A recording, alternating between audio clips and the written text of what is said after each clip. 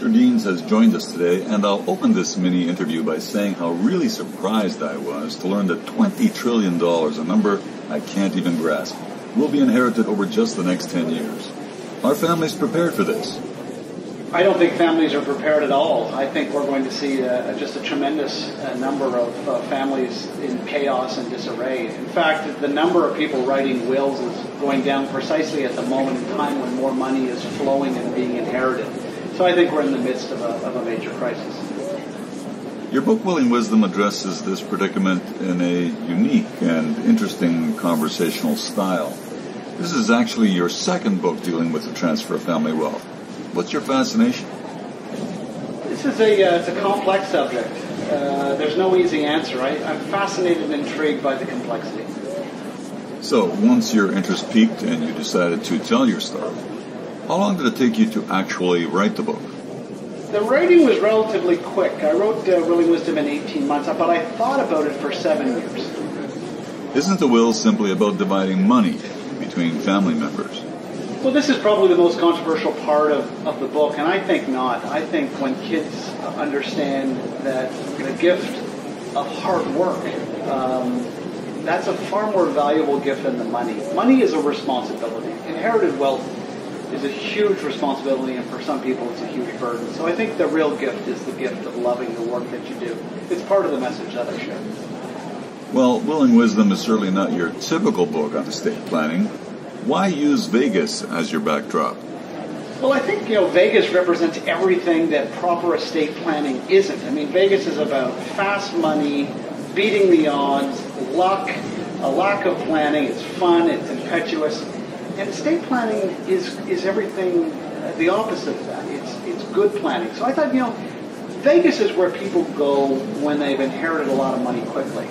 It's where people and families and relationships in many cases are broken. So I thought Vegas is a perfect place to remind readers of that. And can you recall the most embarrassing thing that's ever happened to you on stage?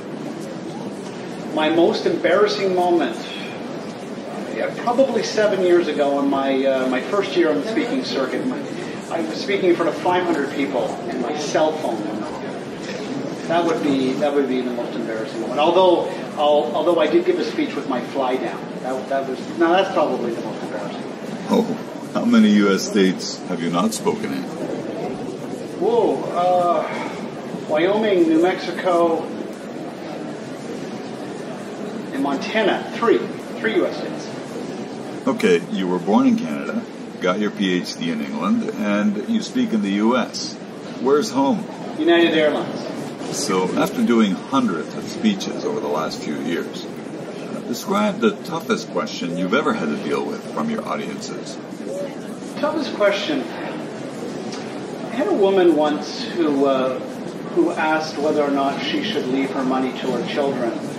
One child in particular who had an addiction. It was an incredibly courageous question for someone to ask in a public setting.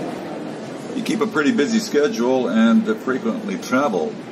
What's the hardest part of being on the road 200 days a year? I live in a beautiful place. I live in a beautiful river valley, and I enjoy my morning walks with my dog and my coffee. I miss that the most. You've clearly succeeded in telling your story. How do you gauge its value? Do you measure your success by the number of books you sell?